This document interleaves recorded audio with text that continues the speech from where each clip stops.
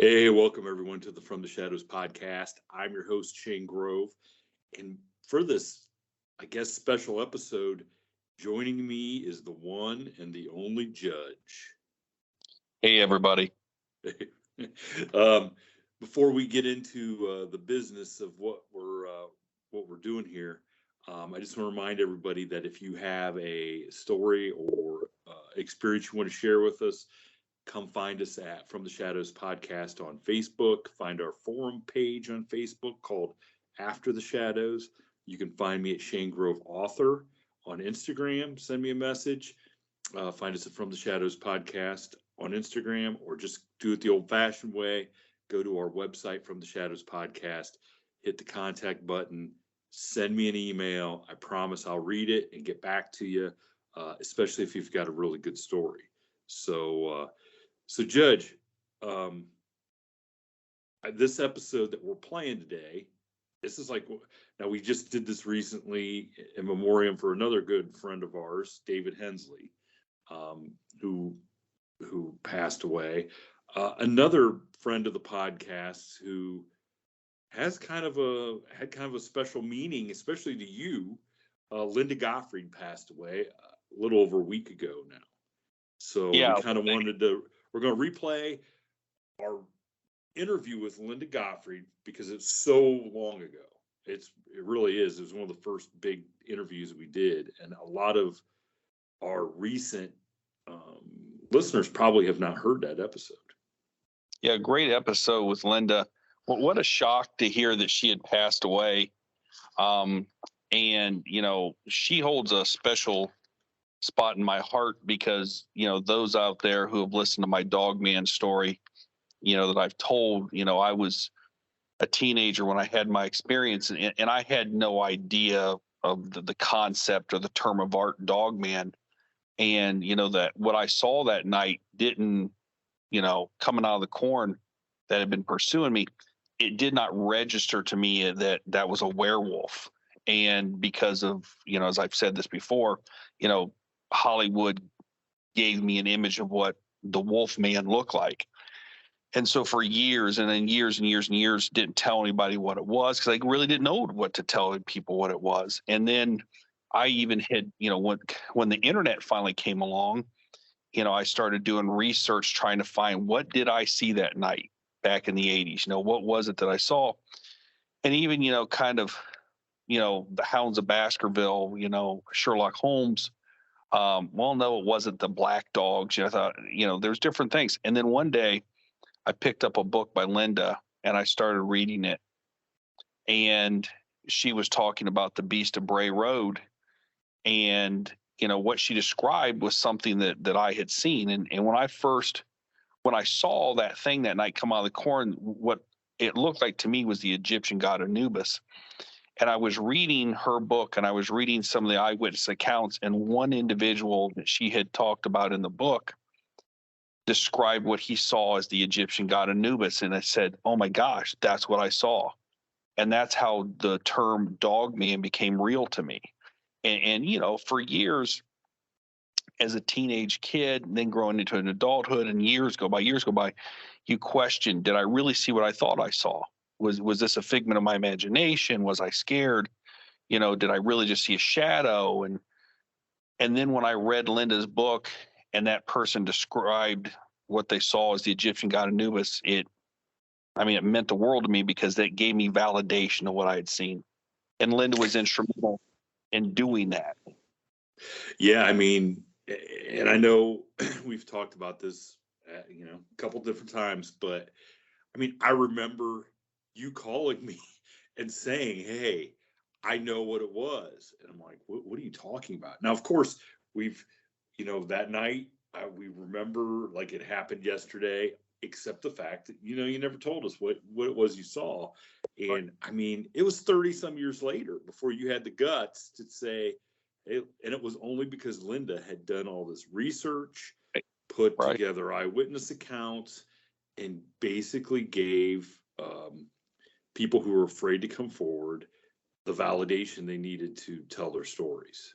Oh, absolutely. I can't say that I would or would not have came forward with my story, but for reading that book and being validated and seeing that this person who she had interviewed saw exactly what I saw. Well, yeah, and the funny thing is that we basically have this podcast because of Linda Godfrey. Yeah, I mean, that's the point, and it's kind of weird. We talk about 6 degrees of separation of, and how one person may inspire another and stuff like that. But you think about it, me reading that Linda Godfrey book inspired this podcast. This podcast have inspired other people similarly situated to come forward and tell their stories that they had never told anybody before. Yeah. And then stories end up on Seth Breedlove's. Yeah, exactly. Yeah, exactly. So, American Werewolves. Yeah. Because then you got to ask yourself, how many people saw American Werewolf by Seth Breedlove and were inspired by that? By your story. So everybody that has seen American Werewolves and heard your story, or our other guest that we had on that was on after, who appeared in American Werewolf, how many of those people then were inspired? Those people are all, not even knowing it, were inspired to maybe come forward and tell their story. And it all goes back to Linda Godfrey, Yep. And then when we were starting out the podcast, and we did it because, you felt then, okay, I know what I saw. I want to go tell my story to a couple different podcasts. And we, like a bunch of knuckleheads, thought, well, we can do this, okay, not knowing anything. And Linda was gracious enough in the pretty early days to come on and talk to us, and kind of blew us away with some of her theories, and we don't want to ruin it because people are going to listen to this episode then and hear. But this episode really, as you guys listen to this, like, we're all in a room together, me and the judge and Jason, and we're geeking out because, like, we're talking to, like, the real deal. Like, we're just a bunch of amateurs. We're talking to the real deal, having a conversation with. Well, this was really early on. I think, if you remember, I referred to as the godmother of Dogman. Yeah, and absolutely. I think that's a fair title. And you think about kind of, and we've talked to a lot of, I guess you could say, famous people now in the crypto world. But at that time, talking to Linda Godfrey was like talking to Michael Jordan. You know what I mean? This was the lady that termed the term dogman. This was a lady that did all the groundwork and the reporting, the investigation up in Wisconsin. And I'm not going to give it away, but it was from that interview with her that we discovered the importance of Indian burial grounds, which totally blew you and I away. Yep, absolutely. And they've made movies based on some of her research. Her son is kind of followed in her footsteps, and he's doing, I believe, documentaries and stuff now. And I don't, and she was so gracious to talk to us, and knowing now, like, that she was probably in the early stages of her being sick. It even is kind of more special that we did get the chance to talk to her. And I know I sent her a couple messages and told her how much it meant to us, so she kind of knew, she knew what it meant to us. But to her, it was just a whole part of the deal. Like, hey, we gotta shine a light on this. And, there was nobody too small that she wouldn't talk to. And our the podcast numbers are ever growing. But if you remember, at that time, we were fewer than like 1,000 downloads a month. It was not very many. Yes, you can't. It's not even comparable. Like, if we got 100 downloads in a day, we thought we were something was wrong.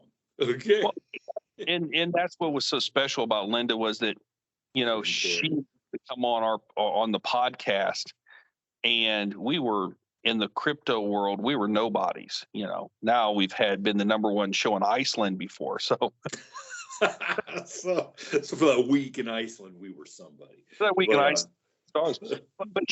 But that's a testament to who she was as an investigator and a researcher, that she knew we were people who thirsted for that knowledge, and she was willing to give us her time, which I'm sure was incredibly valuable. And really helped. Not only did she inspire me to come forward with my story, but she gave us insight and sent us down roads that we never would have imagined, and really some enlightenment. So, it's with a very heavy heart that we replay this episode, because what a wonderful person, and, a giant in the cryptozoology world. Yeah, I was just thinking back about this episode and how excited we were when we got, like, I remember when we clicked, said our goodbyes and clicked off, and we just kind of sat around the table, like, looking at each other like, holy smokes, did she just say that? Like, the revelation that we had based on some of her findings or beliefs were, it was really cool. And what it did is it kind of turned us into little investigators ourselves, which I don't think we'd ever claim to be, but then to go and, like you said, discover some things that pertain to your experience, and kind of come full circle. There were some things, and it was her conversation, and which really kind of turned my opinion about what these things are. There's always going to be this debate in the dogman world. Is this a supernatural entity? Is this just a flesh and bone, wolf hybrid that nobody's ever been able to catch and categorize, and different things like that? It was from this show, and I'm not giving it away, that we got a tremendous amount of insight. It just blow you away. And there was things that I'd seen Linda on TV programs and things like that before, and she gave us insight that she had never, to my knowledge, had ever put on TV. And so it was quite the podcast. And I remember walking away from it going, oh my gosh, Yes. Yeah. So I'm right there with you. It's, these are the people as we make, and I'm not going to say Linda Godfrey was our friend, but she was she was somebody, inspiration, and she certainly was a fellow enthusiast when it came to the topic of dogman and cryptozoology. And she was generous to us by even coming on the podcast, as small as what we were at that time. And she's a legend, and will always be a legend, and a pioneer in the field of cryptozoology, because she's really the person who did the hardcore research and came up with the whole dogman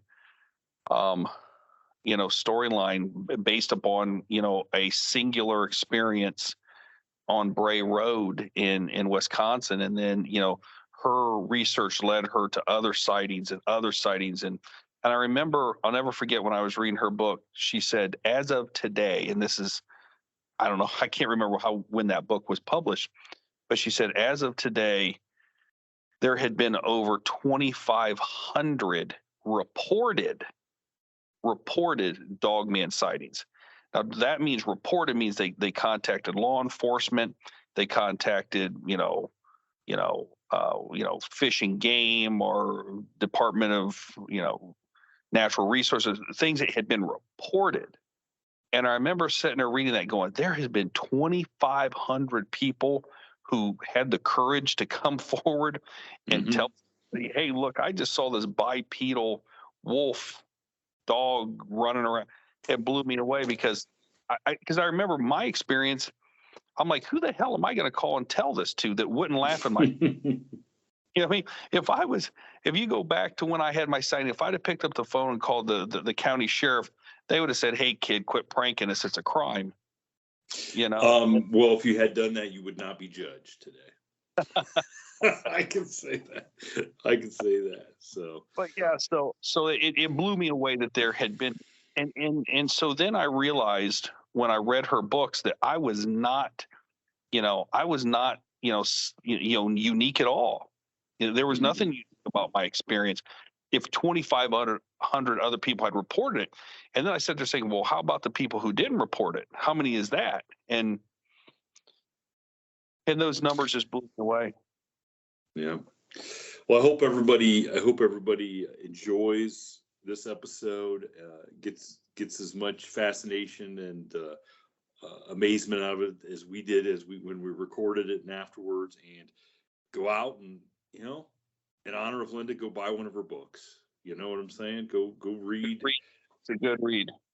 Yeah, it's a great read. So with that, well, do we want to give a little bit of a tease of what's coming up here? What you've been working on and we're trying to get ready for our listeners? Yeah, I put something up on social media a couple weeks ago. I put the cover or some artwork from Bigfoot versus Yeti. Well, so I have pinned a book with the title Bigfoot versus Yeti. As a kid, I always enjoyed monster movies, but the monster movies that I always enjoyed the most was when two of these creatures actually fought each other. King Kong versus all the Godzilla, when the Godzilla versus Mothra and all that stuff. Yeah, I mean, remember the old Godzilla versus Mechagodzilla? Godzilla versus, and so even the Frankenstein versus the Wolfman, those standalone movies in and of themselves were fascinating. But when two creatures actually engaged in combat, those were my favorite movies. And so one day I was sitting around and I was thinking, man, what would happen if a Bigfoot and a Yeti would somehow encounter each other and somehow fight? And I started thinking to myself, well, how in the heck would that even happen? These are creatures separated by thousands of miles. And so I sat down and I wrote a story how that would happen, and some interesting characters. And it should be out here in the next week or so for people to read. And I hope people enjoy reading as much as I enjoyed writing. I actually brought it up there not a couple episodes ago that we're going to now. So we're trying to get it edited and formatted so that it's only going to be available digitally. And yes, we will make it available, quote unquote, free to all our Patreons. They're going to get to download it and read it. Or we'll put it up for everybody else. It's not a Patreon. They can go to our website and and for a small fee or whatever, it's got to be a couple bucks. You can download it and read it. We're working on a screenplay adaptation of it, and there might even be a comic book edition. I don't know. We're in talks with different entities about this. The most exciting thing to me as I was reading it and we were going back and forth about it is one of our good friends plays a huge role in this, and I know he'll be listening, and I cannot wait for everybody to see the genius of Stacy Brown captured in black and white on the page. Because I was inspired. I watched Stacy's documentary about the Florida skunk ape, and I thought it was so well done. And then he's been and we're friends with him. And I thought, what better person to capture as an expert in this realm than the great one and only Stacy Brown Jr. Exactly. Look, I concur. I couldn't agree more. He is a larger than life character, and I've already nailed it down. If we do get this made into a movie, he's agreed to play himself because I don't think anybody else could play. Well, no, capture his greatness other than himself. So, all right. Well, enough promoting Stacy Brown. But yeah, so keep an eye out for Bigfoot versus Yeti. It should be out here hopefully before the end of by Christmas, or at least by. And so enjoy this episode with Linda Godfrey. And if it sounds terrible or whatever, forgive us. It's early in our days of our podcasting. And you can absolutely blame the super producer, Jason, who wasn't so super at the time. Well, none of us were very super. I don't even know we're very super right now. But well, enjoy the episode. We were super fans and still are of Linda Godfrey. Yes, super fans of Linda, and I hopefully, if you had not already heard this episode, you too will be a super fan once you get done. So enjoy the show. On this podcast is the godmother of Dogman, not literally, but metaphorically, because that would be kind of weird if she was the godmother of Dogman. This would be true. That would answer a lot of questions, though, about what Dogman really is. But world-renowned best-selling author, Dogman expert, Linda Godfrey is joining us today. How you doing, Linda? I'm great, thanks. I'm really glad to be here with you guys. Not there literally, but on air. Well, we were a little bit weirded out this morning here in North Central Ohio, where we're at. We woke up and the fog was like enveloped everything out in the country, and I woke up and I'm just kind of like, is this a Dogman conspiracy? The Dogman's gonna try to keep us from talking to Linda and expose the truth to what Dogman really is it's a bad omen to all of our listeners.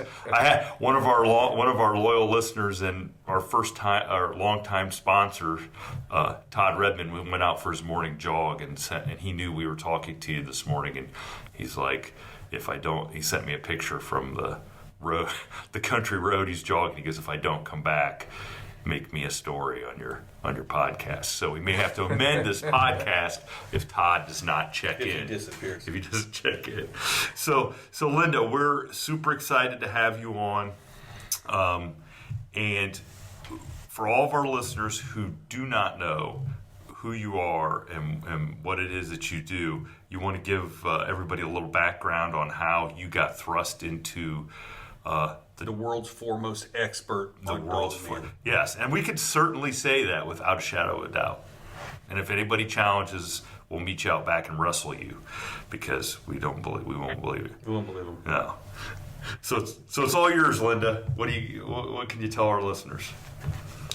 Well, believe it or not, it's been almost 30 years since I started working for the county newspaper called The Week in southeastern Wisconsin, and people started telling me that they were seeing something that looked like a wolf or a German Shepherd walking upright on this country road it runs about 3-4 miles long, just outside of Elkhorn, Wisconsin. And they were saying, I know there's no such things as werewolves, but if there were, this would be it. Because they would describe something 5 to 7 feet tall, with a head like a wolf or German Shepherd, long muzzle and fangs, and the thing was, it would be running or walking on its hind legs, which is something that canines just don't do in the wild. You can find lots of them on the internet, dancing for cookies or something like that. But I'll dance around for cookies. Come on. There you go. Yeah, a lot of people would. It depends on the kind of cookie, but a lot of people would.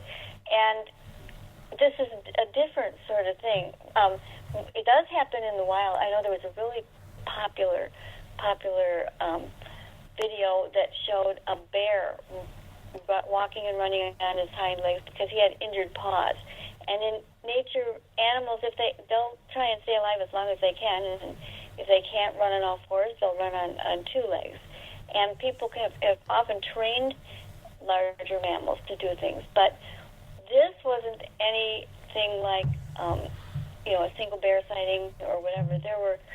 I knew of at least 15 people by the time I finished investigating, and I knew there were more that I hadn't talked to, that over just the past several years, and this would have been 1991 into winter of 1992, that were insisting they'd seen it, and some of the sightings were already 3, 4, 5 years old, so it had been going on a while.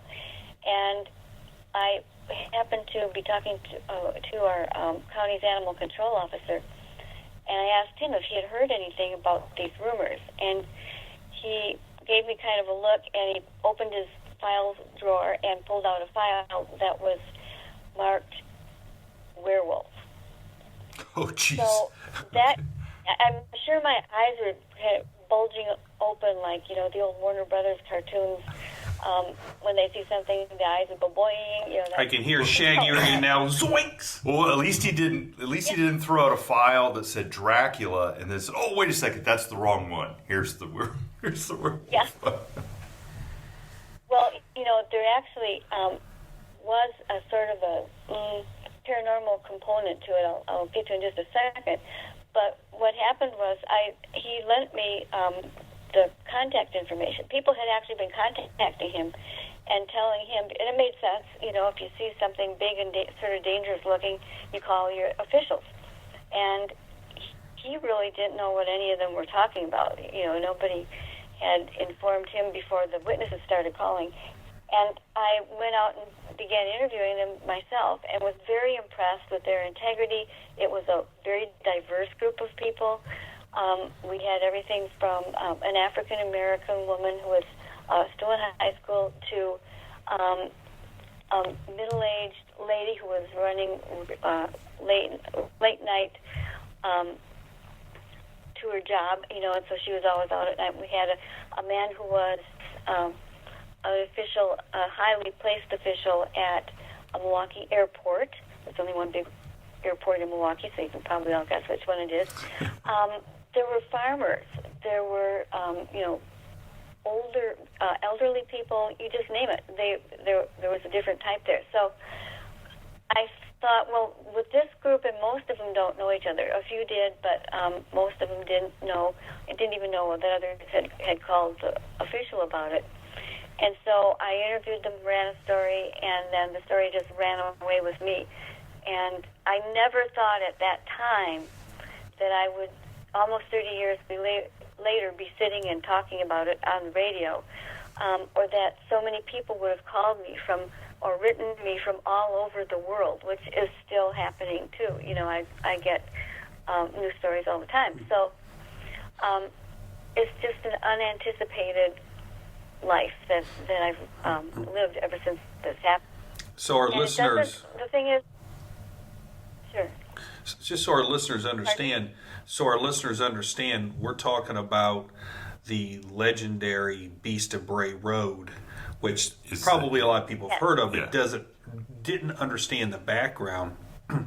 And for our listeners here, I've actually Google Earthed Bray Road out of curiosity, and it looks like every other country road in our geographical location.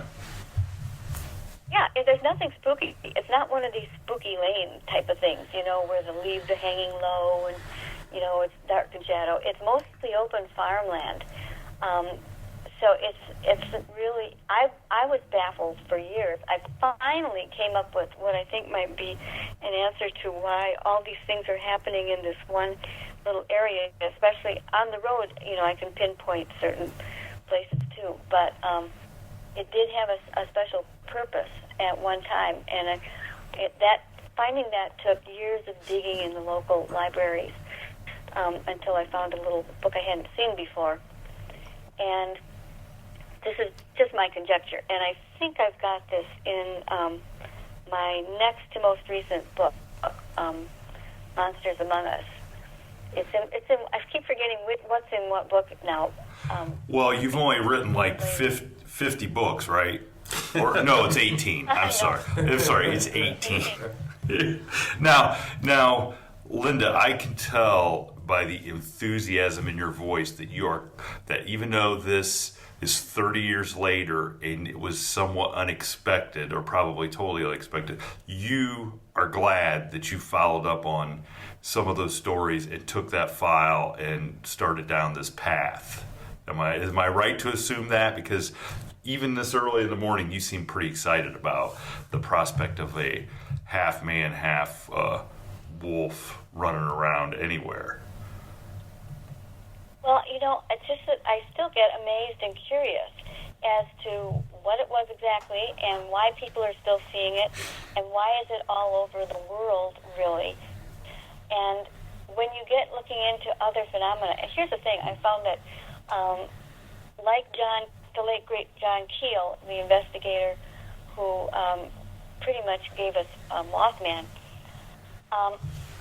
you start to realize that all of these things seem related somehow, geographically, or in legends and stories about them. And that's kind of what keeps me going. That and the fact that people keep seeing it. It wasn't like, two or three people saw this weird animal, and really in a lot of places that's all it takes to start a legend is, a few sightings with one animal. This one just kept going and going and is still going. And I really didn't dive into it immediately either because I worked for that newspaper for 10 years, and during those 10 years, I maybe wrote 3 update ones when I had gotten a particularly impressive little bunch of sightings. I would do a column for the paper. The rest of the time, I was just doing ordinary newspaper fare, and some heavy subjects. It wasn't just like a little, village shopper. We had stories on spousal abuse and festivals in the area, you name it, the whole thing that you usually see in a small weekly newspaper. I think the circulation was something like 15,000. Not really just a tiny newspaper. And so after 10 years, and it kept increasing and increasing, and the TV shows had been coming out. We had Inside Edition back when Bill O'Reilly was the host of that, and the new sci-fi show had come out, and those were pretty big things at that time. You have to remember back in 1991 when this happened too, there was no internet as we know it. There was nothing to, there was no Google lookup or anything else. So these programs were very important to people as pretty much their only way to learn information about the creature. And so finally, after about 10 years, I thought, well, I really ought to write a book about it. And I was pretty sure that no respectable publisher would take it. So I wrote a historic crime book first, true historic crime, about a poison murderer in the same county, Walworth County, in the 1920s that had been totally forgotten, never written about since the crimes were committed, and it was called The Poison Widow. A tale of sin, strychnine, and murder. And it was a great story, and the publisher was a very good regional publisher, so I was glad to have it. And I went to see him after it was published, and he said, well, so what have you got now? And I said, well, would you believe werewolves? And they liked it. And part of it was that I wasn't just writing accounts of people seeing this. I was putting in all of the sociological things that were happening at the time. The bakers were making werewolf cookies, and politicians were running the okay by the Wolfman, and they'd have to. There's one congressman who had a picture taken with a guy in a werewolf suit standing by the woods, and he won his election too. So, well, it was a pretty good endorsement. Yes, yeah, I mean, what are you going to do? Not vote for the guy and have, imagine that door-to-door solicitation. Can I count on your vote for...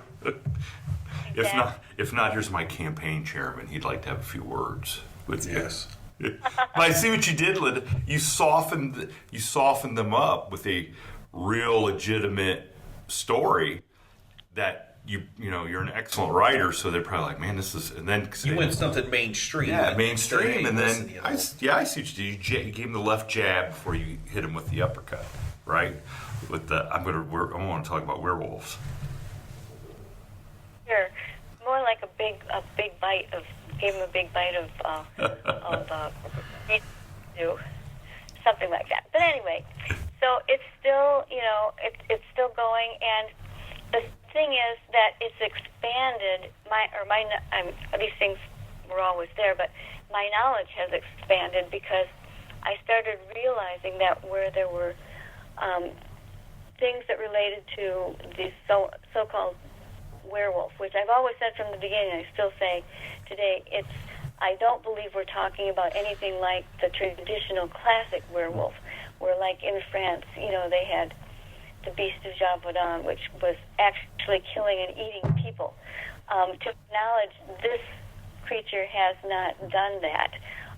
There's one incident in Kentucky that's talked about quite a lot, but it's still up in the air what it is. And if that were true, I mean, you would be getting killings all over the country and the world. It would be very hard to put a lid Well, on if something like that. if you talk to David Pilates in Missing 411, he might say, well, something's making people disappear.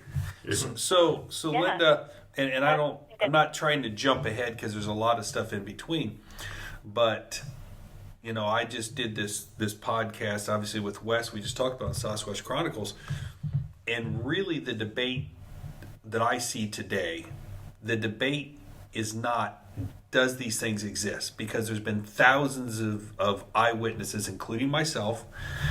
The debate, I don't think, centers on, does dogman exist? The debate centers on, what is dogman? Is this a biological creature, or is this something paranormal or supernatural?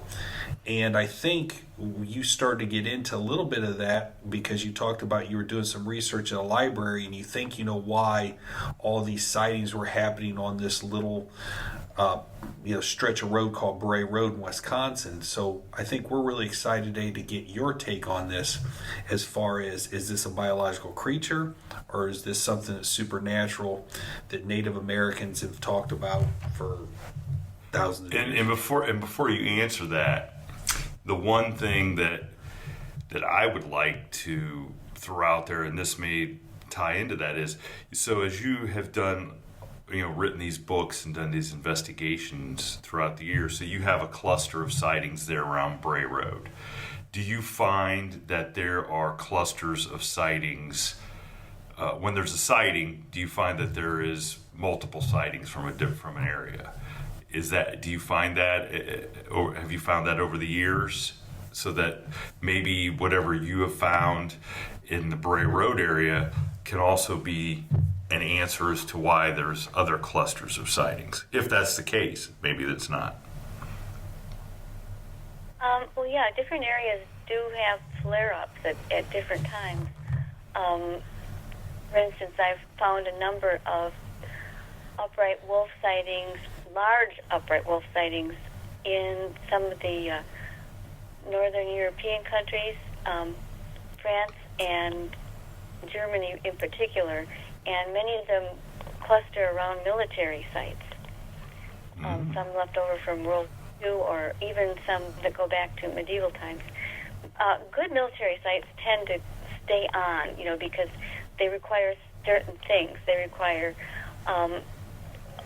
usually they want high land so they can see around, what's happening and protect it better. Sometimes there are interesting electromagnetic features in the area, or usually something special. And so I've written about these on their own, but they do range all over the U.S. But still, here's this little 3 to 4 mile long road of farms, and we're having people to this day seeing weird things. And there's a place that on the northeastern end of Bray Road that seems to have more activity than any place else. And I received a call about 5 or 6 years ago from a man named Lee Hampel, who happened to have purchased a big part of that land. He had 40 acres. He was a retired math teacher from Chicago. He had horses, and he wanted to grow food for his horses right there. And he kept finding mutilated animals on the property. And he started asking some of his neighbors, and they're going, "Oh yeah, that's the werewolf. You just go talk to Linda Godfrey." And imagine, coming from Mexico, and they say, "Yeah, that's the werewolf." Like that, Like don't this worry guy, about it. this guy bought land on Bray Road and had no idea that Yes. there. Well, that's his own fault. I mean, Yes. that's his own fault. Did he wonder why he got it for like $25 an acre? Yeah, he's, and it's a really interesting piece of land too. But again, no big deep forest or anything. Part of it butts up against another field, which butts up against some forested lands. So there's sort of a cushion between him, where he has his barn, and actual Bray Road. And If you, not to cut you off, but if you Google Earth Sure. Bray Road and you Google Earth Temple Road, where I had my experience, they're incredibly similar. Incredibly similar. oh, Yep. well, this is I've shown this at conferences that I've talked to, and people get really excited when they see it, because I had found this little book in the Elkhorn Library that I hadn't seen anywhere a few years ago, and it was old Indian trails of Walworth County, and I realized, because there's just like nothing to differentiate the road from any other place until I read this, and it turns out that it was the site of large maple groves, and that it was known for maple syrup, which would have been a sacred place in early Native American times, because maple syrup, they didn't have regular sugar. This was something that could make food taste good and preserve food, and was considered, a big boon to the tribe to have this. And so I started looking at the trails, and I realized that this end of Bray Road, right where Lee Hampel has his 40 acres, happens to be the center of a geological prayer wheel. Some people call it. It has different names, but you'll see this in various native lands and things that they create all over the United States. It's not just particular to one tribe, but this tip of Bray Road happened to be the center of, if you took a piece of paper and drew north-south lines, and then drew straight east-west lines, and then off to the angles, each one, the center of it would be Lee Hampel's farm, and then the other ones each lead out to a cluster of freshwater lakes, which are also sacred, and were the site in many of these towns of the ancient effigy mounds. And they're animal-shaped effigy mounds. And when the settlers first arrived, this whole area of southern Wisconsin, especially southeastern Wisconsin, was covered with them. And the grounds around them were manicured like state park, only probably more in order that our state parks are now let to run pretty wild. These were manicured and almost like terraformed was what it looked like when these started. And Bray Road was the very center of this. And I followed each one of these components out to where it ended in little lakes. And there was one for each, and they were all filled with these ancient animal effigy figures, which are not small things. Some of them have ranged up to 150 feet wide, and what they are is raised. They're usually raised 3 to 6 feet above the ground level, and they're very stylized depictions. And people say, "Oh, they're just crude drawings." No, they're not crude. They're very stylized, which meant there were certain codes for knowing how to depict each animal, so they would know what it was. And they would arrange them with the landscape. So if they were doing bears, there'd be a line of bears going down to the water. If they were doing thunderbirds, the thunderbirds would be farther up above the other animals. And this fits into the Ho Chunk. That's one of the local tribes. Their most ancient lore that they have and beliefs relate to these, to their own tribal totem figures. So this is kind of mind-bending. I'm still trying to get a really good geological depiction of it so people can see it. But the interesting thing was that the Ho-Chunk's belief and the belief of just about any Native American elder that I've been able to track down and talk to, I have some friends who are also in this position to know, and they all say that they believe their ancestors, and still to this day, believe that these creatures like Bigfoot and the upright wolf and the thunderbird are multi-dimensional, and that they come originally from what they would call the spirit world. They emerge into our world through these freshwater springs that abide in all of these creatures on this big pie-shaped kind of imaginary, because there's no big line. You have to kind of look at the map and then look at where you are to decide where these would have been. But although I actually have drawn a map myself, but it's still interesting. It all works together. There's the lore. There's the freshwater springs.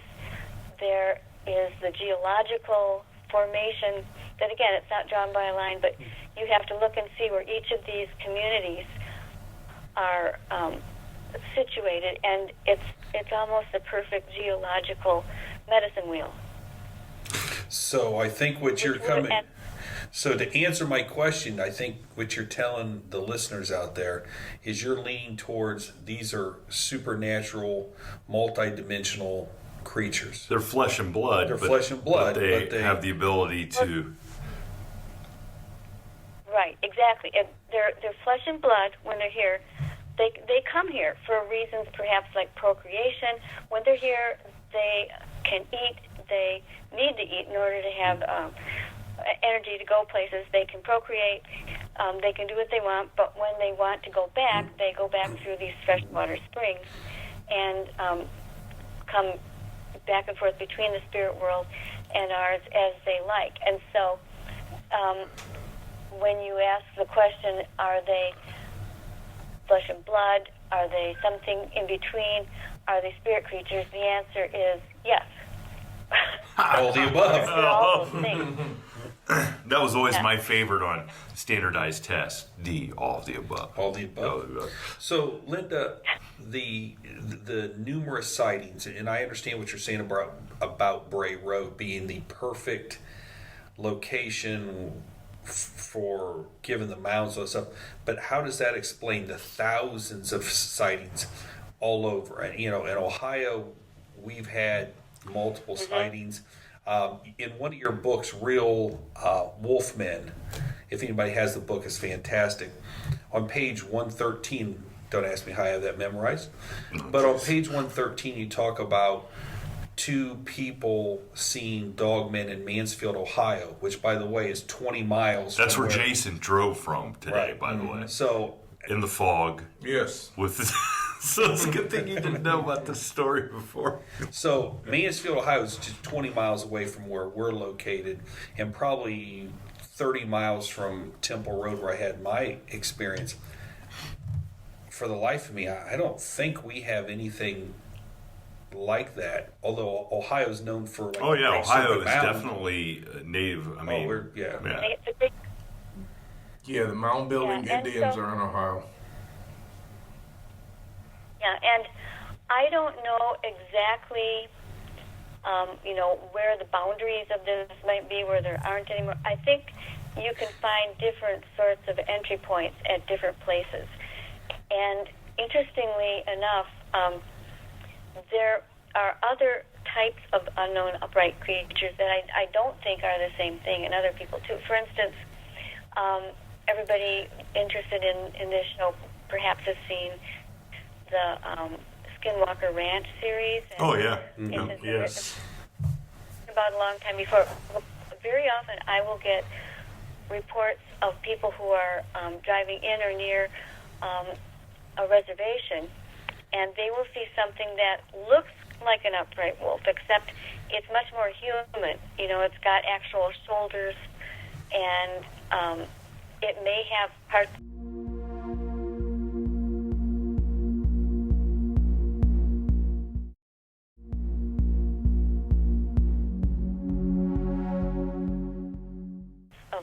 marking on it, which normally you don't see. It usually has red eyes instead of the normal canine yellow-green eye shine, and so it's just different, bigger, and they're supposed to be related to medicine men who've turned down a different path than the normal medicine men too. So there's that one. Then there are also creatures that are supposed to be the medicine men who've turned down a normal healing path, and this gets into a whole other thing. It segues. They are said to travel in orbs, in perfect spheres of light, and some are white, some are orange, seem to be the main colors. Sometimes you see other ones, but mainly they're white or orange, often described as the size of a basketball. And I saw one, along with Lee Hampel on his farm, and a colleague who was an interior designer from Chicago, Sanjay Singhal. We were doing a stakeout. I had asked Sanjay to join us, and the thing was, what Lee Hampel had been doing was bringing back carcasses from Illinois, road-killed deer that he would bring. And at the time, this was. Now this just sounds like the start of a real horror movie. Like you got this guy from the city bringing back carcasses. And by the way, if you invited me to a stakeout and there wasn't really any steak, I'd be very disappointed. Just to let you know. As an aside, I think it's illegal to take deer carcasses across straight lines, by the way. It is now, but the thing was, he could legally a carcass from Illinois in his own truck to his own farm in Wisconsin. Oh, because it was for farm use or something, maybe? Like you could do... Yeah. Okay.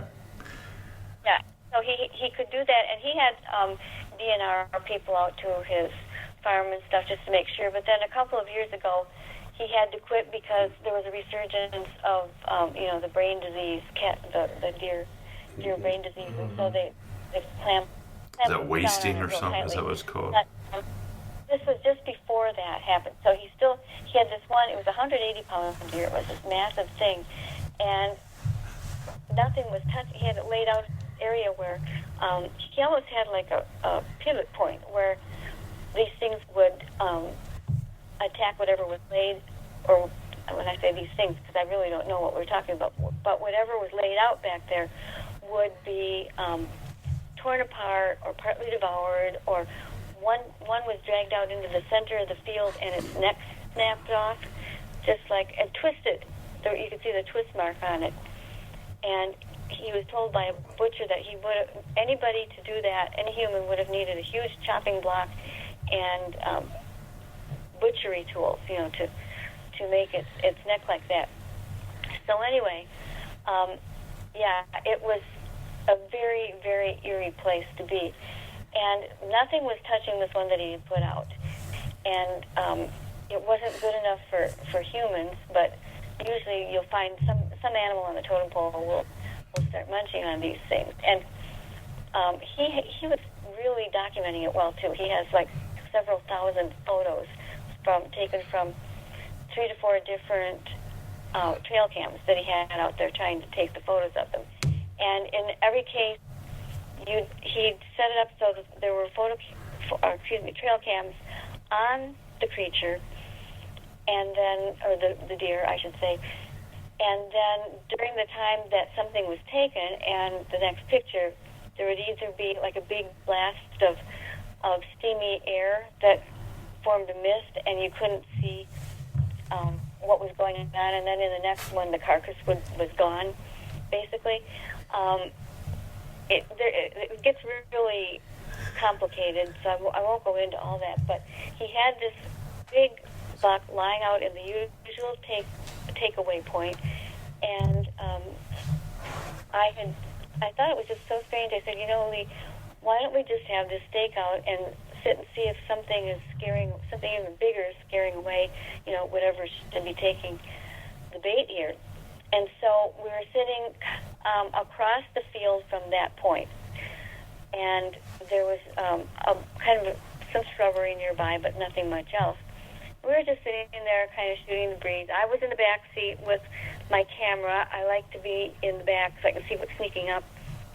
And the two guys who were big guys, they were both like 6'2" or so, were sitting in the front. So they blocked my view a little bit, but I was watching these lights come along a normal flight path, and one was striking me as making slightly erratic movements. And when I thought that, it stopped and backed up. And it looked like airplane landing lights at the size they should be from where we were looking. But when it backed up, when it was hanging there in the air, I said, "Hey, guys, I don't think this is an airplane." And they looked. And when the three of us looked, it was as if it knew we were looking at it. It began to come across the field toward us. And we saw there was no airplane. There was nothing for it to be a landing light, too. But the light was consistent. And we were just, jaws dropped. I was fumbling with my camera to try and get it. And it moved within a matter of seconds, really, to right next to the car. And it was maybe 25 feet in the air and about the same from the car. And it was the size of a basketball. It was a silvery white sphere, a perfect, like it had been machined or something. And it was lit from within, but it didn't really light up the area. It cast like a beam down at one point, but it was just shocking because there was nothing to explain it. And I have read many places since then that shaman or medicine men would often travel inside this type of orb. I actually was close to one too. I had another sighting previously some years ago in Michigan in a haunted house, and it looked exactly like what we were seeing. But the three of us all agreed exactly on what we saw.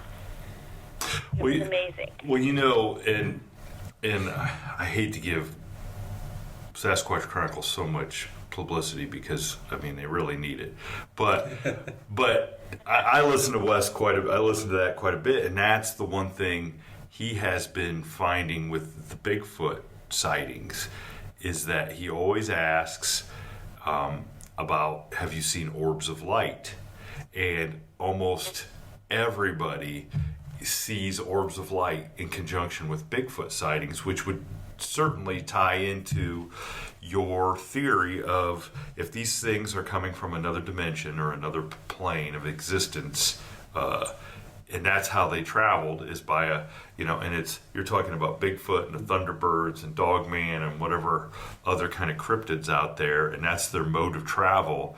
It goes hand in hand with what you're saying, obviously. And we know David Hensley from the Paranormal Road. They were out doing they were doing like a ghost hunt outside or a ghost investigation, and he's described the same thing to us, that he saw this orb of light was obviously intelligent because it was dodging trees and moving, intelligently in his estimation.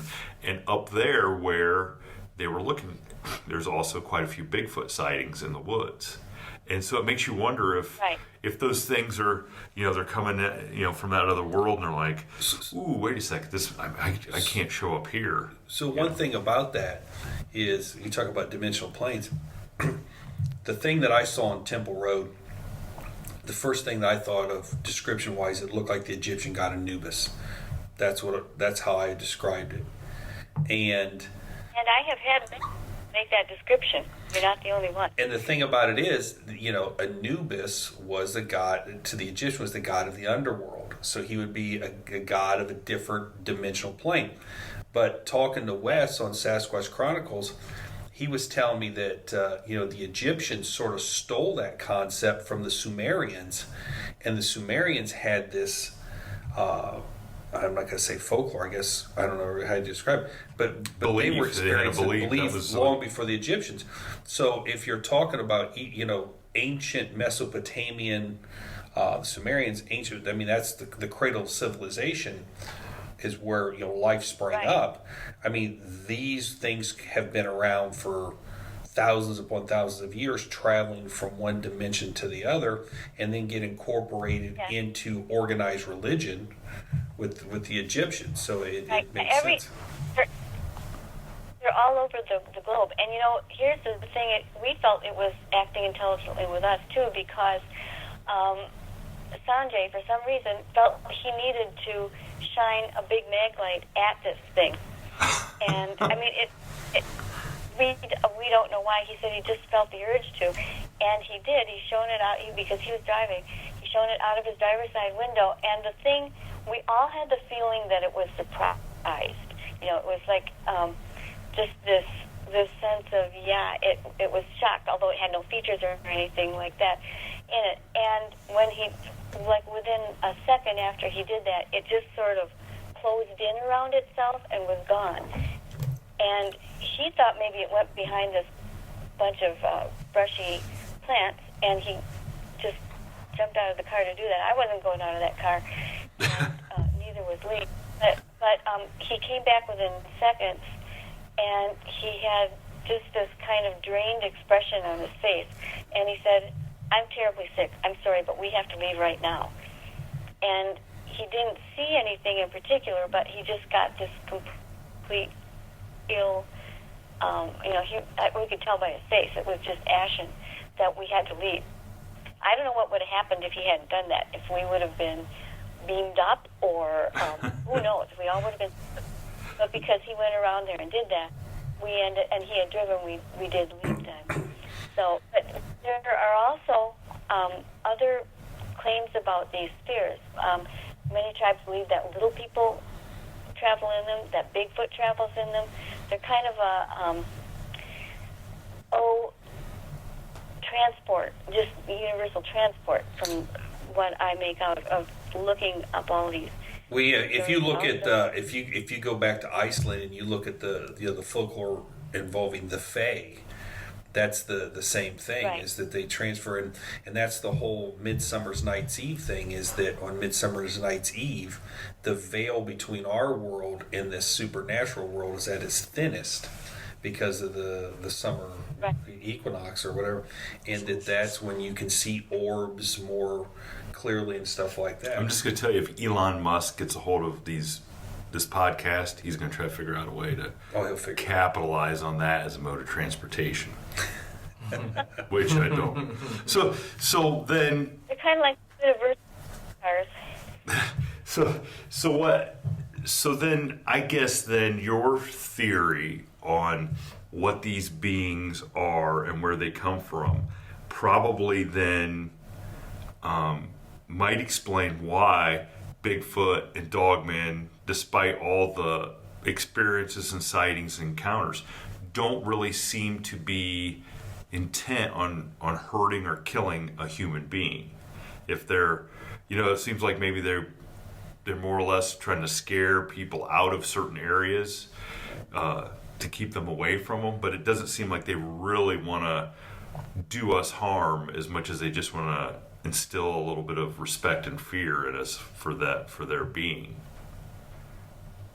That's certainly how it seems, and I always say I can't claim that, yes, this is what they are, all of them for sure. I think we are looking at several somewhat different phenomena when you see the types that look like the skinwalkers, or you see the I call them the normal forest type, that people run into them in the woods, or just there are several others too. But I like to say that this theory best fits what I've heard from Native American friends across the country and other places in the world too. I mean, it's simply a worldwide phenomena, and why would that be if there wasn't some validity to it? And it does sometimes make people sick. In fact, all of these things do, and I don't necessarily recommend that everybody run off to the woods and look for them, because it may be a bad thing for you, and my health has not been great since I started actually encountering them, and it, by the way, it took me almost 20 years to have what I would call a bona fide sighting. So were you not something that people should. Were you? Pardon? Were you I mean, did you really want to have an encounter and a sighting, or were you just fine with hearing other people's encounters and sightings, especially after you've had yours? You know, because the judge has said forever, careful what you wish for. When people say, "Well, I'd love to see one." Well, you know, I mean, so how do you feel like now that you've had those experiences? Is it something you're glad that you had, or you're kind of like, maybe I wish I didn't have? Well, you know, you just never know, because it works out differently for different people. Some people go through life and they're healthy and it doesn't seem to bother them, but an amazing amount of people who seem to get real close and are always putting themselves out there do end up with various things. For instance, I had cancer back about 14 years ago, and when I came down with it, I was overdue for an exam, and I had just been out spending a weekend in La Crosse, Wisconsin, going out on back roads with the people who saw the Mothman, or I call it the La Crosse man bat. It's on the western side of Wisconsin, and we were out late at night we had some strange things happen, you know, while we were following the trail of it. And when I got home, I made my appointment, went to the doctor, found out I had cancer, and he said, well, you know, this is a really fast-growing thing. A couple of weeks ago, and he got it down to the time where I was in La Crosse. A couple of weeks ago, this wasn't even here. And moreover, it was hiding behind, almost intelligently, it was hiding behind a tumor that was benign, you know, so it was almost missed at first. So I don't know if, you know, how can you possibly say for sure that's what caused it? But then I've had other things too over the years, and it makes me wonder. And you look at other people, Rob Riggs from Texas, who was best known for talking about the Marfalites in Texas. He had all of these same experiences, right down to the spheres, and he passed away much too young from cancer. And you can go on and find, of course, a certain number of people in any given population are going to come down with terminal diseases, but it just seems that within this one really rather small group of a disproportionate. Yeah, so I think what you're saying is that the theory is these orbs, these phenomena, are basically emitting some sort of radiation that would be similar to if I got too close to a piece of uranium. Well, how would you I mean, realistically, how would you travel from one dimension to the other anyway? You'd have to have. I mean, it's not like there's just a door. I mean, I mean, there might be a doorway that leads to you know, but you'd have to have some real source of energy to do that. And to go back, would you draw are you drawing energy or somebody's life force from them to propel you to, you know, be able to become a real form in this dimension, and then need some more energy to, you know, get back to where you came from? I mean, well, if you're talking about shaman who are able to change or metamorphose. Well, I don't think we're talking about. We're talking about like their pets. That's what I think we're talking about. But if you're talking about being able to travel through an orb of light, you'd have to change your body, your molecular structure, to get inside an orb.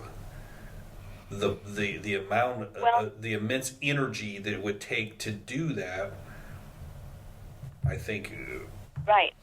It doesn't sound likely, but it's probably also why the people who practice this, the shamans and the medicine men and the skinwalkers, they undergo some sort of intense training that, you know, one can only surmise that can reduce them or change their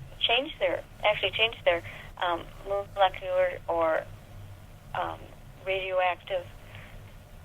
That's the wrong term. They're electromagnetic. Excuse me. structure in order to do these. That's why they can't just go to like one meeting of Skinwalker Camp and do this. To my knowledge, they have to go. It's a thing that happens over many years. There are good spins and bad spins on these things, and thing that is kept mysterious and at bay for the great number of people in human population. Because can you imagine if everybody could do this? It would be pretty chaotic. That was going to lead me to the title of your 19th book, Interdimensional Travel for Dummies. I mean, imagine the promotion you could do for that. It'd make this dogman stuff look like chicken feed if you could, get a handle on that. Well, here's a thought here. Well, and the orbs themselves, they could be interdimensional. To us, they could look like, from our dimension, they could be small, round orbs about the size of a basketball. But within that orb itself, it could be any size. That could be a direct gateway into another dimension.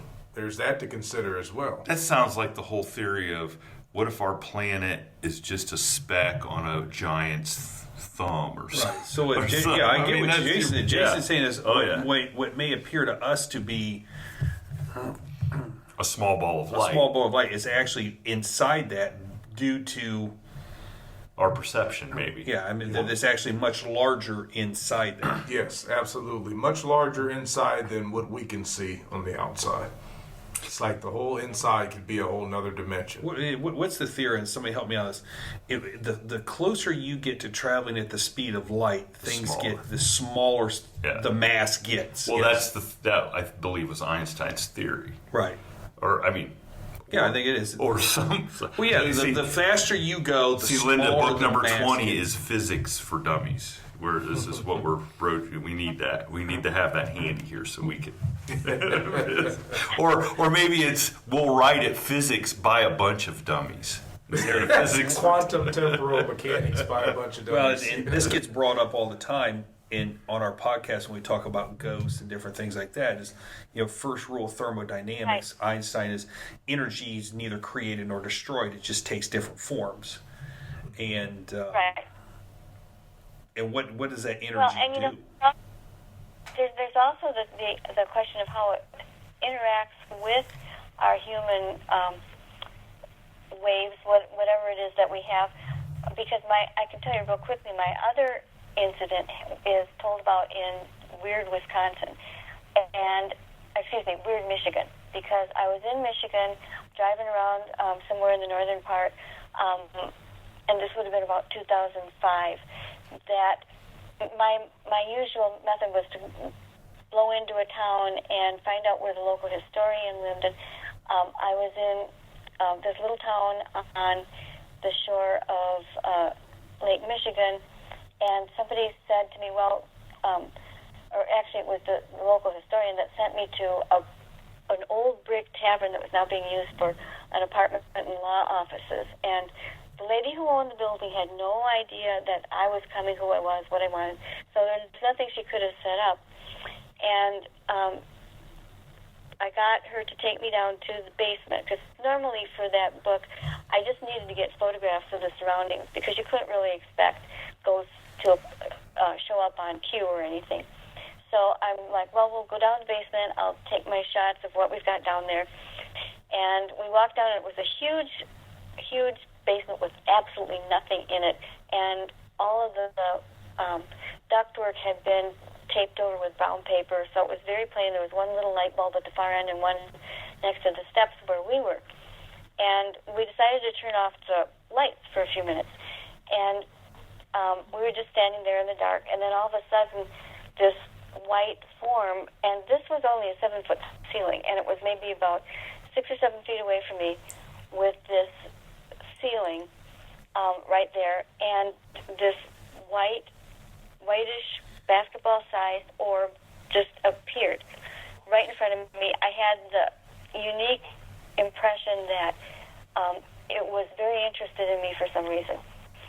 And I thought, no, this can't be. And I turned my head away and looked back because I was thinking it was just a optical delusion. And it was still there, just like it had been. And I had my camera around my neck. I didn't have a cell phone. I had an actual camera with me at that time.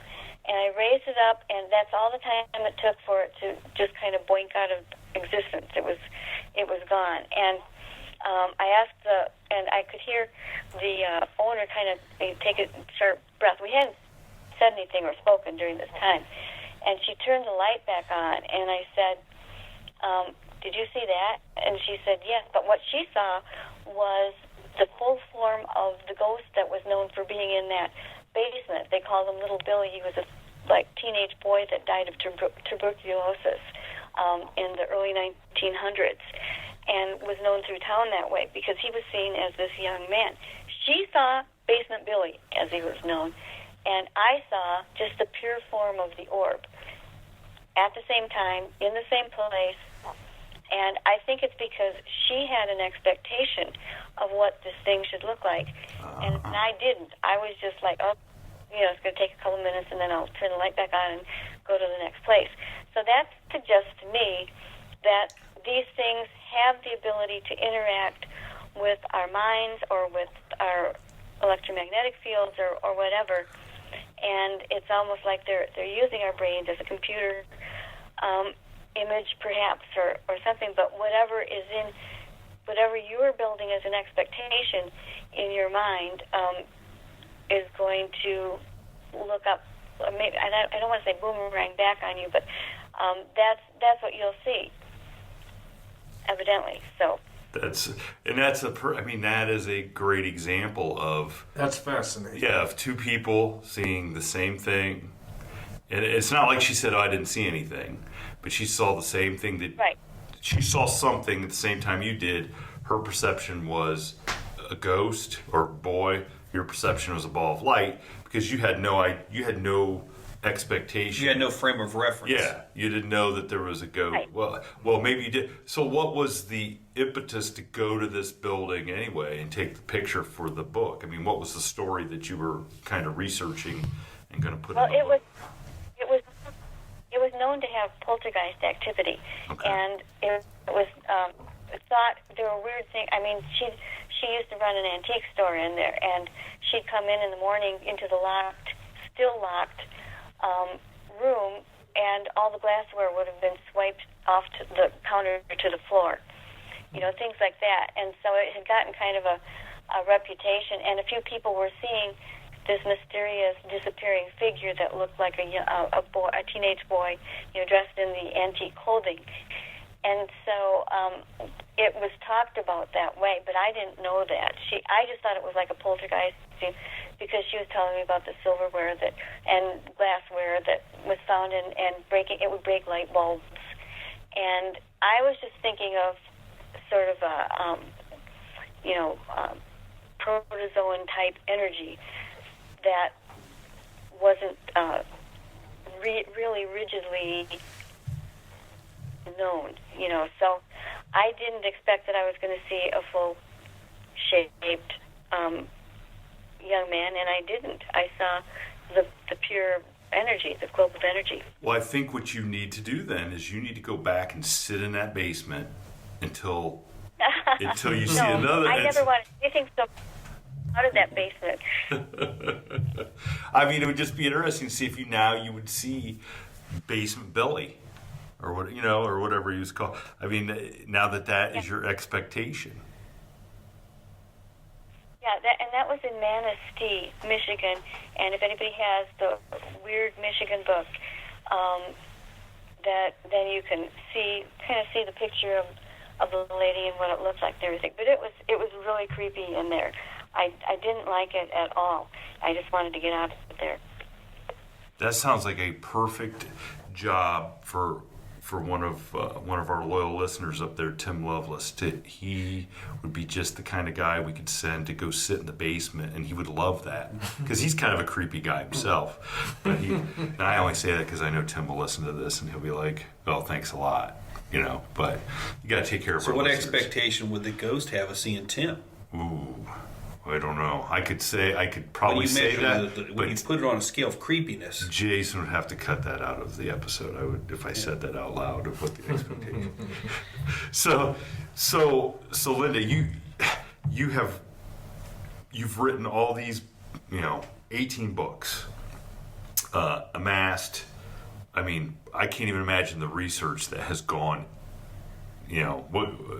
gone into these books, the follow-up, the field research, the talking. Yeah, what really stands out to you as one of the scariest, best, creepiest dogman stories that you have come across, that you just other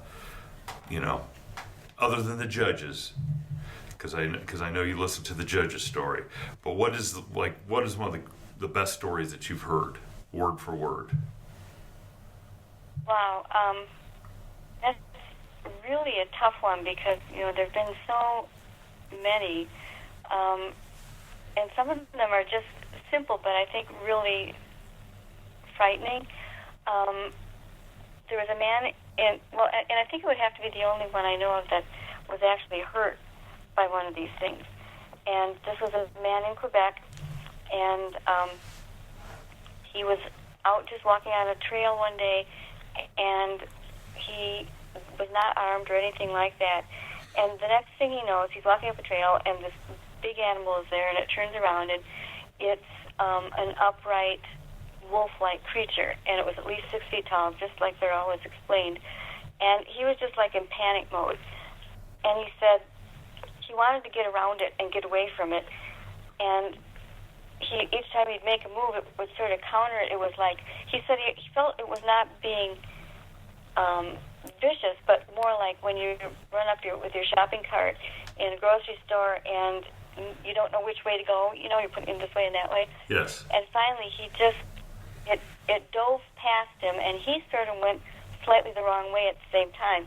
And it ended up skinning its fangs along his flank, his side, and actually caused like a big wound as it went. And he had to go to the hospital and get stitches, and told them it was a bear because he knew they'd never believed him. But he said he always felt it didn't mean to do that. It's just that he had sort of cornered it, and that's the way it went out, and then he made it kind of. And he sent me a photograph of the stitched up area, and you can't prove it from something like that, but I've shown it to friends who are a doctor or a surgeon, and they said it looks like very consistent with something like a long tooth from a carnivore of some type. So, and he said that's exactly what it was. It was a wolf on its hind legs, and that to me is really scary because it shows that they do exist in a solid enough form that they could do danger if they wanted to. It's the implications as much as anything else. Well, yeah, I mean, because let's be honest, there's nothing you could do if a creature that size with fangs, claws, and traveling interdimensional or whatever, even if it wasn't in a spirit creature, that kind of creature, you'd stand no chance against. Well, think of it this way. I mean, if you get attacked by an 80-pound pit bull, you stand no chance. Listen, I mean, I'm on the mail route every day, and it doesn't take. A 40-pound dog is on you and got a hold of your leg before you can, do anything about it. And I'm just like that. So I can't imagine. I've seen some dogs that are 100 pounds. Joe Rogan's podcast, he talked about, would you fight a 30-pound rat? Not that they exist, but would you fight? No, because 30-pound rat would probably kill you. A 30-pound rat absolutely does exist in the bowels of New York City. Come on. So yeah, I mean, the thing that my experience and the thing that I saw that night, 6 foot tall, canine. There's no way I could have fought that off. I mean, there's just no way I could have fought that off. I mean, I don't care. People will say, yeah, I thought it wanted to have me for lunch, and it could have if it wanted to, badly enough, But that's the other baffling thing is that in almost every occasion, the creature will look. People will have the impression that it could get them if it wanted to.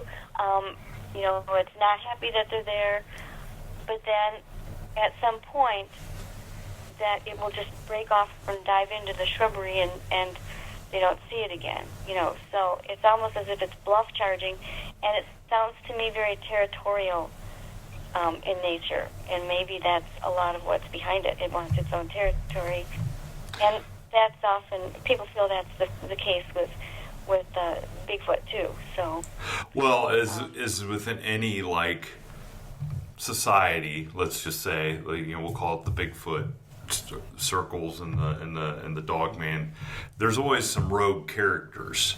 So there's probably some dogmen, some Bigfoot, some other cryptids who maybe are having a bad day, or they just don't like the way things are run, and they're going to be the ones that are maybe snatching people from national parks, or there's always going to be some bad actors. Well, I mean, if this dogman creature would have gotten me that night, I would have disappeared, and no one would have said, "Well, I think he was taken by a dogman." I mean, that's a statistic that wouldn't have shown up. No, especially because my experience predates the Bray Road incident. I mean, no one would think, oh well, and there's no large carnivores. There's no apex predators in my area of the state. People just thought, well, somehow he got abducted by somebody, or he got hit by a semi or something, and whatever. Yeah, got killed. Yeah, but so I'm not going to rule out that these things wouldn't kill you. Yeah, because who's going to be the one to tell? Yeah, hey, listen, I got killed by a dogman or Sasquatch. No, unless there was some serious evidence or whatever. Right. But so off the topic of dogmen, you mentioned to us before we went on the air that you had some little people stories. Yeah, and I have actual sightings of elves and things like that that are in I Know What I Saw, the latest book that came out, but also in relationship to these little to the things that seem to travel in orbs. And this may be a good segue for to end my talk for today. But my husband and I had a trip the week before last up to Superior, and I had a couple of things I wanted to do up there. It was our anniversary, was the main reason we went. But way back in 2005 or so, I met a man who was gathering from land that he owned on the south shore of Lake Superior that contained concretions, which are a special type of formation that it's almost like the same idea as putting an irritant in an oyster to make it grow a pearl. These are small, round rocks. They look like they're almost machined, and inside of each one is some sort of thing, a fossil-like thing, like a fossilized leaf or whatever, that sand and pressure over many, many years have made into these little weird-looking balls. Some are like an inch, some are several inches across, and that too is in the Weird Wisconsin book, for good reference. And there was a man up there who had found about 50,000 of them along the lakeshore, and these particular ones are only found there. The only trouble was that the Bad River Band of I want to get this correct here. The Lake Superior Bad River Band of Chippewa or Ojibwe, and they believe that these concretions were specially created by God, each with a tiny soul, and they've made it illegal now to take these from their land, and they kind of would like it if people brought them back, although 50,000 I doubt they're going to get. But I had one that I had saved from. Yeah. That's quite a haul right there. It is. But I decided, well, I'm not doing anything with it. They would like it back. Why don't I just take it back? And so you can't just go out in Lake Superior and throw it. If you want, if you want them to know about it. We went and found their tribal offices, got escorts down to the correct shore, and I threw it out as far as I could into the lake, which was, if you saw Tony Fauci's toss of the baseball this spring, I was worth seeing it. So it didn't go very far, but they said that was fine, and in fact they had said just take it down to the shore and chuck it in the lake. So I chucked it in the lake, and I just couldn't help feeling that there was something unique about it, you know. And I didn't do it because I was afraid of it, or because I believed in it, or because for any other reason other than that. I knew they would like it back, and I thought that's something I can give someone. But it was weird because when it landed, it was like the sand right there on that beach sort of sucked it down, partially down into it, almost like watching somebody go into quicksand. And it was just kind of a unique thing, but it got me to thinking about, we're talking about spirit-like globes that maybe carry spiritized people or other things. And here is the very concrete, no pun intended, version of that same thing. It's like we have certain forms that are solid or spirit-like that mimic one another, and we don't know which one is first or whatever. I think there's just so much work to be done on this. But I felt kind of good that I put it back there, and I don't know. And I'm not trying to urge people for feeling guilty if they have one, because the man who was collecting them had a place called the Concretion Museum, and was selling them from there. But if people wanted to, there is a way to give them back, and I'm not going to give out any information on that. It's easy enough to find if you just Google the Bad River Bandit. It tells where they are and everything. But so I just thought it was another link in the presentation of globes of light, globes of mysterious substance, and globes of earthly substance that all have this idea of something special riding in it or residing in it. And to me, that's just it's another direction to go in the eternal quest. Yeah, that's a very interesting. I mean, I can't believe 50,000. One guy found 50,000 of those little. I mean, how does that stuff even come into existence? That's just amazing. It's supposed to be. So, yeah. So just something to kind of blow everybody's mind with if you think about it, it just gets really interesting. And they're supposed to be like a couple thousand years old, more than that probably. I can't remember the exact amount. But yeah, it's an interesting thing. So indeed. So Linda, before we let you go today, what is there anything else that you would like to steer our listeners? How they can come check your stuff out, keep up to date with what you're doing. Sure. Any new things that you're working on that you want to kind of tease the listeners? Sure, yeah. I've been working on the Black Mystery Cat thing, and in fact, I mentioned a little bit about that earlier, I think. And my son, who is a very skilled filmmaker, and I and his father and our informant in Hillsboro, Wisconsin, about these mystery cats, created a documentary. It won first place documentary in the Midwestern area of the Midwest Weird Fest, and it's now available on Prime Video.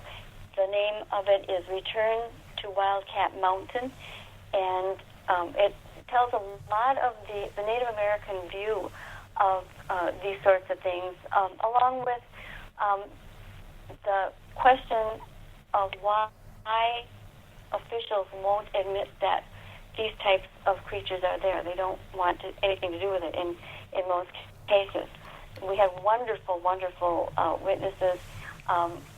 There were I think there's a total of over 100 witnesses that have given their names, and I put an extra appendix in the back of the book. This information is also in 2 chapters in the I Know What I Saw book, and you can find it all at lindagodfrey.com. And of course, again, just for the film, you can just go to Prime Video and do a search for Return to Wildcat Mountain, and you'll pop that up. So we urge our listeners, I mean, if you're listening to this and you did not know who Linda Godfrey was, shame on you. You're not a true cryptid fan, because, like we said, she is the godmother of the dogman and many other, I mean, her books run a nice little gamut of different subjects, and to know that we can go and watch on Prime that documentary, I mean, I think we're all going to go check that out. Oh yes. I mean, that sounds great. But I mean, we truly appreciate your approach and all the research that you have done, because I mean, I think you've kind of blown our minds. Oh this yeah, morning. I wasn't expecting this today. I got to be honest with you. With your take and your on what you think some of this stuff is. I mean, I don't know how we can argue with you, because you've done the research. You've done the research, been out there experiencing some of this stuff, and hopefully you don't run into the dogman in its dogman form, and Not something you really want to do. yeah, because that would be a terrible last chapter to the book. Linda. Well, I may have done that one time. If you read the opening chapter in Michigan Dogman book. Okay. All right. I gotta look that up now. So for our listeners out there, if you want a good read, something that you can, and I do this all the time with Linda's books, because I have several of them. I like to sit in bed at night and read about 5 to 10 pages. There's different stories. It breaks it down. It's a perfect nighttime read, and the stories are amazing. And my favorite book so far is Real Wolfmen, True Encounters in Modern America. I know it's an older piece in her catalog, but if you really want to learn more about Dogman, pick up that book. Linda, where can they pick that up? Just at your website? Actually, it's probably better to, just look for it online in Amazon or any online bookstores. You probably have it. Yeah, Amazon or Barnes and Nobles. Excuse me. Yeah. Barnes and Noble, yeah, definitely. Or go to the Penguin Random House pages and look up my books there. So there's all kinds of places. Okay. Well, Linda, Prime Video. I was just going to say it's Prime Video for Return to Wildcat Mountain. Yes. We'll make sure when we post about this episode that we make sure put a link up to that, so people can go check that out, because I think people are going to, after they hear this episode, are going to want to. I'm going to go check it out. Yeah. Yeah, me too. Yeah. Labor Day weekend, I'm checking it out. Oh yeah, Labor Day. We might as well labor. So Linda, I want to thank you personally for coming on. Dogman is an important topic to me because of my life experience, and I've read so many of your books and followed you. I'm a little actually starstruck to be talking to you, and it's been super exciting for me. Well, thank you. I enjoyed talking with you really very much. Yes. Thanks a lot for joining us this morning, Linda, and we can't wait for everybody to hear this episode, because I think they're really going to enjoy all your insights. So have a beautiful day there in Wisconsin, and I hope you guys had a good anniversary last weekend. We did. We had a very, very fun trip. So, and thanks to all your listeners. I really appreciate it that people take time to listen and think about these things. Yes. Yes, indeed. All right. Thanks a lot, Linda. Thanks, Linda. Take care. Thank you. You have a good day now. Thank you for tuning in to this week's episode of the From the Shadows podcast. Until next time, never shy away from the darkness or what may be lurking in the shadows. We are out. Go!